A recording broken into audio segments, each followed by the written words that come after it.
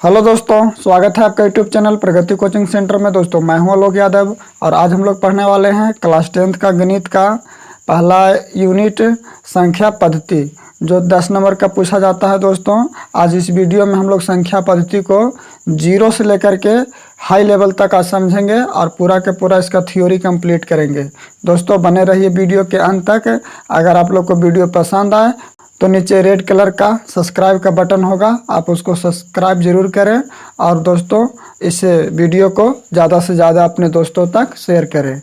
तो चलिए सबसे पहले हम लोग देखते हैं संख्या पद्धति यानी कि नंबर सिस्टम, जो कुल 10 नंबर का आप लोग को पूछा जाता है। इस वीडियो में हम लोग आज इसको पूरा कंप्लीट करने वाले हैं। इसका पहला टॉपिक है वास्तविक संख्या। यही आप लोग को वास्तविक संख्या ही इसमें पढ़ना है, समझ गए।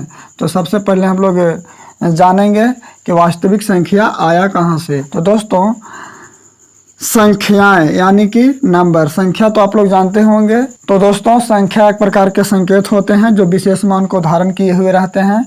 संख्या को दो प्रकार से बांटा गया, एक वास्तविक संख्या और दूसरा काल्पनिक संख्या।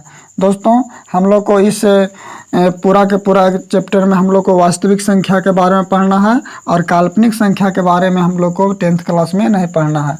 इसको हम लोग को पढ़ना है 11th क्लास में, जिसको हम लोग इमेजिनरी नंबर कहते हैं और इसको आयोटा से सूचित किया जाता है, जिसके अंडर रूट में -1, root -2, root -3 dot dot dot वगैरह ये सब रहता है। उस सबको हम लोग काल्पनिक संख्या बोलेंगे, जो हम लोग को 11th क्लास में पढ़ना है। दोस्तों वास्तविक संख्या यानी कि रियल नंबर के बारे में हम लोग अब जानकारी लेते हैं। तो वास्तविक संख्या का आप लोग का डिफिनेशन हो जाएगा वह संख्या जिनका वास्तविक मान हो और जिन्हें संख्या रेखा पर प्रदर्शित किया जा सके उन्हें वास्तविक संख्या कहते हैं। जैसे 2 -5/2, √3, 0, √7, ये सारा का सारा हम लोग को वास्तविक संख्या है। दोस्तों वास्तविक संख्या को हम लोग को दो प्रकार से बांटा गया है। पहला परमेय संख्या जिसको हम लोग इरेशनल नंबर बोलते हैं और दूसरा अपरमेय संख्या जिसको हम लोग इरेशनल नंबर बोलते हैं। परमेय संख्या का डिफिनेशन होता है वह संख्या जिसे p/q के रूप में लिखा जा सके उसे हम लोग परमेय संख्या कहते हैं। जैसे 2/3, 7/5, -3/2, 0 के नीचे 1 है तो यानी कि q का वैल्यू 1 है और 1 के नीचे 1 है। यानी कि हम कह सकते हैं कि परमेय संख्या को p/q के रूप में लिखा जा सकता है, जहाँ पर q बराबर नहीं होना चाहिए 0, q बराबर 0 नहीं होना चाहिए, यानी कि हर में 0 हम लोग को नहीं होना चाहिए। वैसे संख्या को हम लोग परमेय संख्या कहते हैं। साथियों थोड़ा सा और आप लोग ध्यान दीजिए कि इसे हम लोग शांत या अशांत आवर्ती बोलते हैं। शांत या अशांत आवर्ती को हम लोग थोड़ा सा गहराई से हम लोग समझेंगे। अगर कोई संख्या है जैसे 1/7 ले लिए, इसको हम लोग तोड़ें तो 0.142857 और ऊपर में रेकरिंग है, यानी कि फिर से रिपीट होगा 142857। तो जो संख्या बार बार रिपीट हो तो उसको हम लोग अशांत आवर्ती बोलते हैं, अशांत आवर्ती बोलते हैं। और जो संख्या मतलब जो पूर्णतः विभाजित हो जाए, कहीं न कहीं जाकर के संपूर्ण विभाजित हो जाए, उसे शांत आवर्ती बोलते हैं। जैसे 1/8 है तो 0.125 ये जाकर के यहाँ पर कट जाता है पूरा पूरी, तो इसको हम लोग शांत आवर्ती बोलते हैं। और 1/7 को हम लोग यहाँ पर अशांत आवर्ती बोलेंगे। दोस्तों अपरमेय संख्या में हम लोग देखेंगे इरेशनल नंबर में वह संख्या जो p/q के रूप में नहीं लिखा जा सके उसे हम लोग अपरमेय संख्या कहते हैं। जैसे √2, √3, √5, ये √4 हम लोग को परमेय संख्या हो जाएगा, क्योंकि √4 को हम लोग को वर्गमूल 2 हो जाता है, तो ये परमेय संख्या हो जाता है। तो दूसरा डिफिनेशन में कह सकते हैं कि अशांत अनावर्ती को भी अपरमेय संख्या कहा जा सकता है। जैसे √2 है तो √2 को हम लोग तोड़ेंगे 0.41421357, यानी कि डॉट डॉट डॉट आगे तक जा रहा है।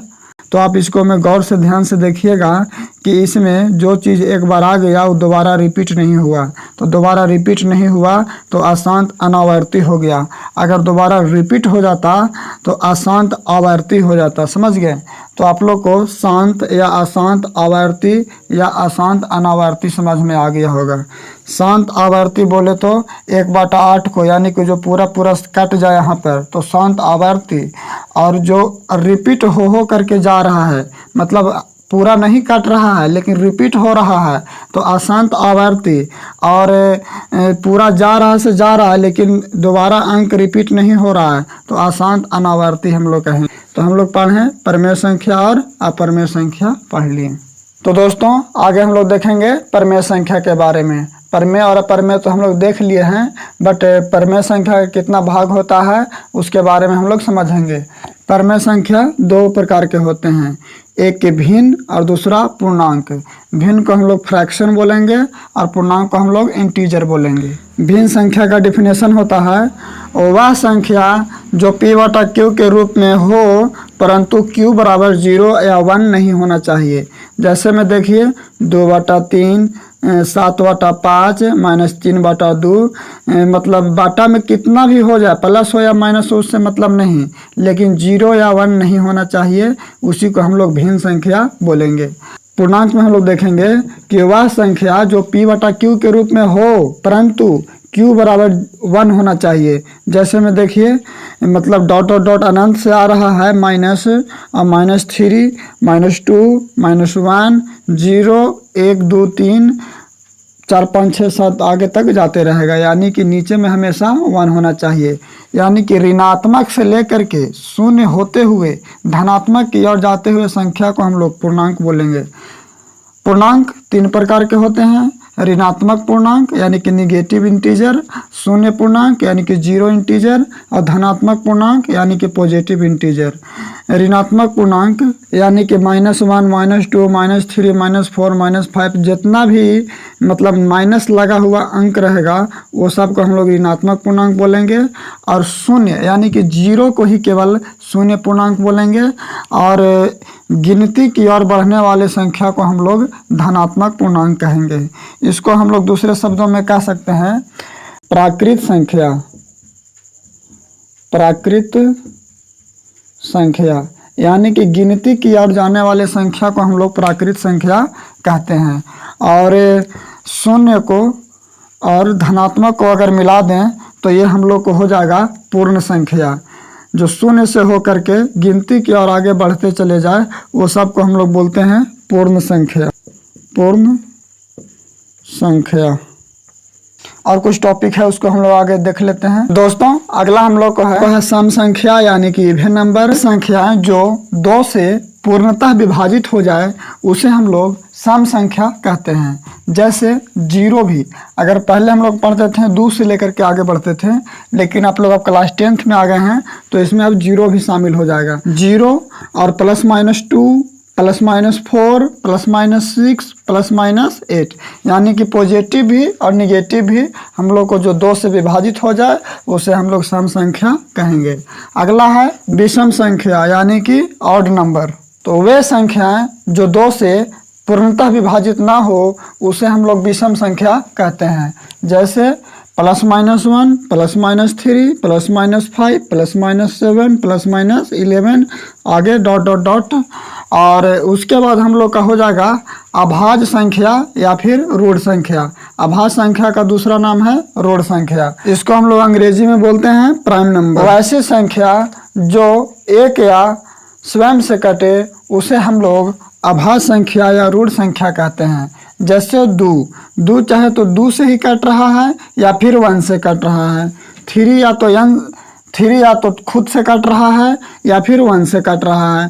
5 या तो खुद से कट रहा है या फिर 1 से कट रहा है। तो ऐसी संख्या को हम लोग ऋण संख्या या फिर अभाज्य संख्या कहते हैं। अगला हम लोग का है भाज्य संख्या या फिर यौगिक संख्या, जिसे हम लोग अंग्रेजी में बोलेंगे कंपोजिट नंबर।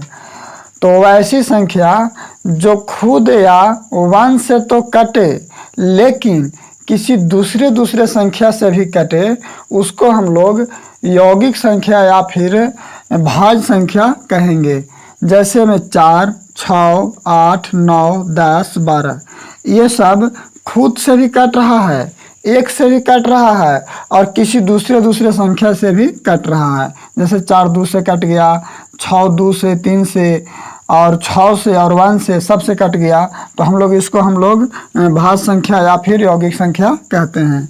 दोस्तों अगला हम लोग का है सह अभाज्य संख्या यानी कि को प्राइम नंबर।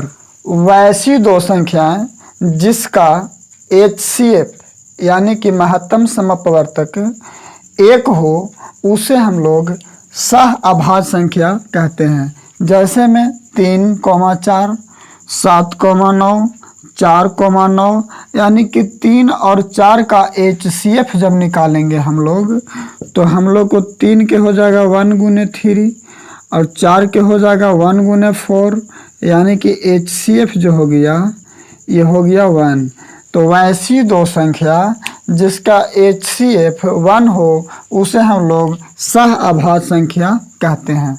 दोस्तों, नंबर सिस्टम में एक महत्वपूर्ण टॉपिक है यूक्लिड विभाजन प्रमेयिका, यानी कि दो धनात्मक पूर्णांक a एवं b के लिए ऐसी अद्वितीय पूर्ण संख्या q एवं r विद्यमान है।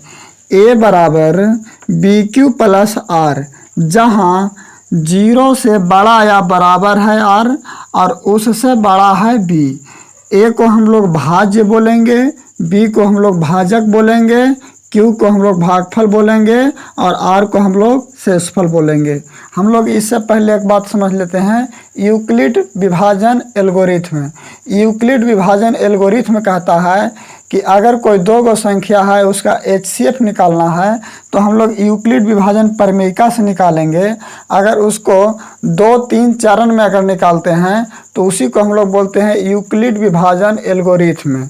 2 या 3 या 4 चरण में निकालने की प्रवृत्ति को हम लोग बोलेंगे यूक्लिड विभाजन एल्गोरिथ्म। लेकिन अगर यूक्लिड विभाजन प्रमेयिका को हमको देखना है तो गौर से देखिए, एक एग्जाम्पल लिए हैं 1080 और 396 को। तो हम लोग सबसे पहले 1080 को a माने, 396 को b मान लिए।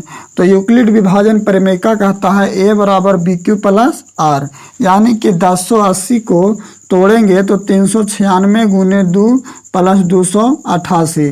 ये तो पहला चरण में हुआ। दूसरा चरण में अगर हम लोग चलेंगे तो 396 बराबर 288 गुने 1 प्लस 108। तो ये हम लोग को दूसरा चरण में आया। और तीसरा चरण में अगर चलते हैं तो 288 बराबर 108 गुने 2 और प्लस 72। और एक चरण और तीसरा चरण ये हो गया। चौथा चरण में अगर जाते हैं तो 108 बराबर 72 गुने 1 और प्लस 36। और पाँचवा चरण में जाते हैं तो 72 बराबर 36 गुने 2 प्लस 0, यानी कि हम कह सकते हैं कि इसका HCF 36 होगा। ये जो आप लोग को 36 नज़र आ रहा है यही हम लोग का HCF 36 होगा। तो इस प्रकार से हम लोग यूक्लिड विभाजन प्रमेयिका का प्रयोग करेंगे a बराबर bq प्लस r। यहाँ पर बहुत सारे स्टूडेंट को कन्फ्यूजन ये होता है कि यूक्लिड विभाजन प्रमेयिका और यूक्लिड विभाजन एल्गोरिथ्म में अंतर, यानी कि यूक्लिड विभाजन एल्गोरिथ्म में हम लोग इस चरण को, यानी कि 1 चरण, 2 चरण, 3 चरण, 4 चरण, 5 चरण में जो हम लोग को ये क्वेश्चन संपन्न हुआ तो उसको हम लोग यूक्लिड विभाजन एल्गोरिथ्म कहेंगे। और ये जो सूत्र लगा हम लोग को तो यूक्लिड विभाजन प्रमेयिका के सूत्र से ये बना। तो इस प्रकार से आप लोग को नंबर सिस्टम का थ्योरी कंप्लीट होता है। और मुझे उम्मीद है कि यह वीडियो आप लोग के लिए बहुत ही लाभदायक सिद्ध होगा। तो अगर यह वीडियो आप लोग को पसंद आया हो दोस्तों तो इस चैनल को सब्सक्राइब करें, लाइक करें और अपने दोस्तों को ज़्यादा से ज़्यादा शेयर करें। धन्यवाद।